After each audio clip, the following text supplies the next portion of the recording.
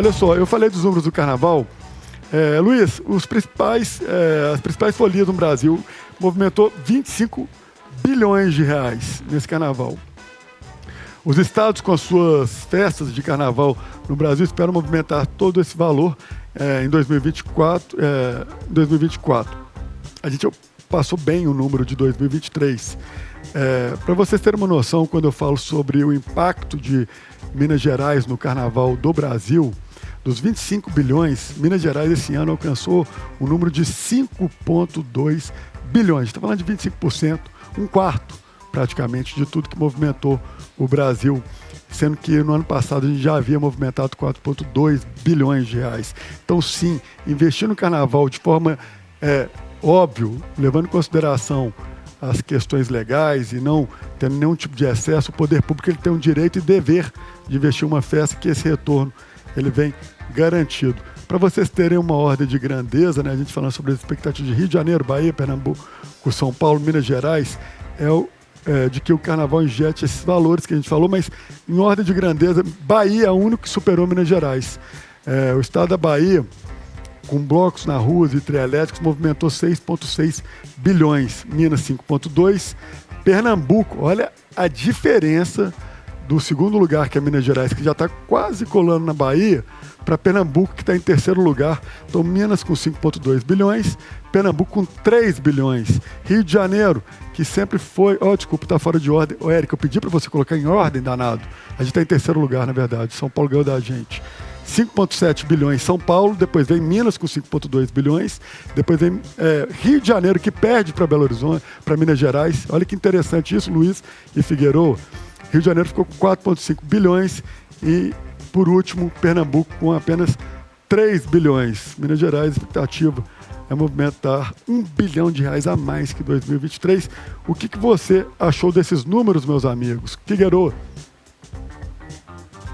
Rodrigo, eu acho que tem um número muito importante, uma análise muito importante desses números que a gente precisa levar aqui em consideração. Primeiro, a Bahia ficou à frente, mas quando a gente olha outros estados, Rio de Janeiro ficou atrás, São Paulo à frente, mas são estados que ao longo de uma história de mais de 20, 30 anos de carnaval, Belo Horizonte, a gente tem basicamente 10 anos. Óbvio que tem as cidades históricas, como o nosso querido Luiz é Diamantina. Inclusive, já passei muito carnaval bom em Diamantina, viu, Luiz? Já fiz uma bagunça boa aí na sua cidade, viu? Então, assim, o que a gente tem que levar em consideração é isso, Rodrigo, é o crescimento, é o local onde está ocupado Minas Gerais, mas principalmente ao longo do tempo, comparado com outros estados que são tradicionalmente importantes nessa parte do carnaval. Então, eu acho que os nossos números não só são muito importantes quando a gente olha esse prazo, esse tempo, mas eu vejo que ele tende a crescer ainda mais. E tem um detalhe muito importante nessa fala que você disse, Rodrigo, quando a sociedade civil se organiza. Aqui no Talks, a gente já cansou de falar sobre isso, que em muitos pontos onde o Estado, o Estado como um todo, poder público, ele não consegue atingir, como que a sociedade civil organizada ela consegue atuar e realizar políticas públicas aonde o Estado não consegue. O Carnaval de Belo Horizonte é a maior prova disso, como você muito bem disse. Então, eu acho que esses números que você disse são dois cenários. Primeiro, como o estado de Minas Gerais está crescendo em relação aos outros estados pelo tempo que tem curto comparado com os outros, e principalmente por ser um carnaval feito pelo povo. E o Estado, ele contribui, ele investe de sobremaneira na parte, como você muito bem disse, da limpeza, que foi o que a Prefeitura de Belo Horizonte faz e está fazendo muito bem, e também o Estado de Minas Gerais, principalmente com a atuação da Polícia Militar, impecável, Rodrigo. Então, eu acho que tem tudo a crescer e quem ganha com isso é o povo mineiro, né? Luiz Fernando Rocha, olha que diferença de Minas Gerais para os outros estados em números de turistas. A gente fala isso, gente, porque Minas Gerais tem um potencial turístico absurdo. E a prova é quando você cria um tema como o carnaval, somado a um povo extremamente acolhedor e com uma riqueza natural também que se soma a todo o incremento do carnaval, não tem erro. E uma bela divulgação também que foi feita esse ano, onde a gente divulgou, o estado de Minas divulgou pela primeira vez, fora de Minas Gerais, inclusive no Rio de Janeiro, que era considerada a capital do carnaval, o Carnaval de Belo Horizonte, de Minas Gerais, chamando as pessoas para conhecer o Carnaval de Minas Gerais. Luiz, jogando para você, a gente teve 12,1 milhões de foliões, também moradores mais turistas em Minas Gerais. Quando você pega a Bahia, 6,5 milhões de turistas, Rio de Janeiro, 5 milhões de turistas, São Paulo 4,4 milhões de turistas e Pernambuco com 2,3 milhões de turistas.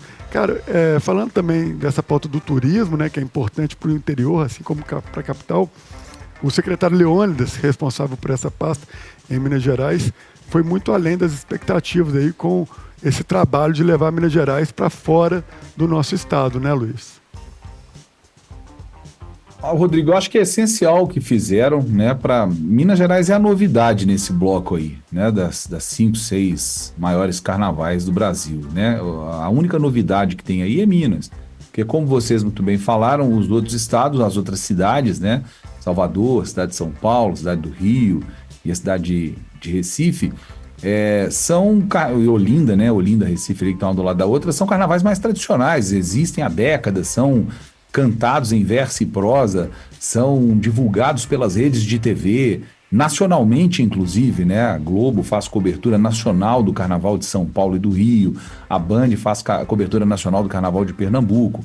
Enfim, são carnavais que já são conhecidos do Brasil inteiro.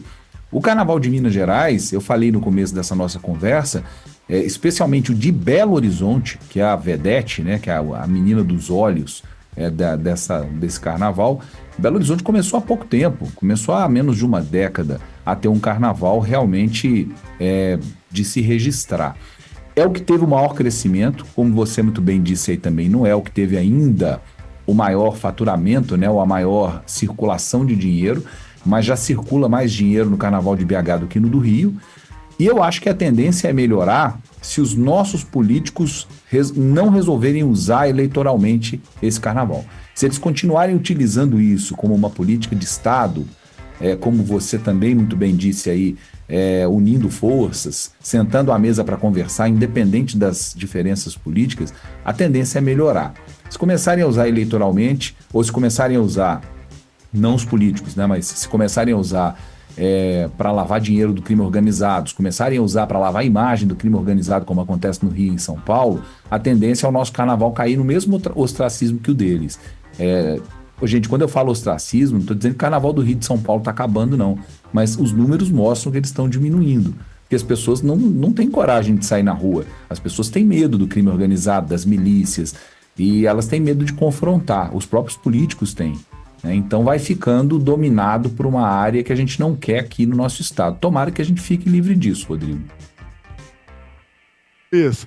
A gente vê Belo Horizonte, os números, eu até pedi agora para o Eric levantar para a gente, você citou a questão da segurança, e um dos dados que ontem foi falado pela Polícia Militar é que havia caído todos os indicadores relacionados à segurança. Então a gente se tornou aí um carnaval ainda mais seguro, um carnaval onde a gente recebe o maior número de pessoas e ainda assim consegue aumentar o número das suas seguranças.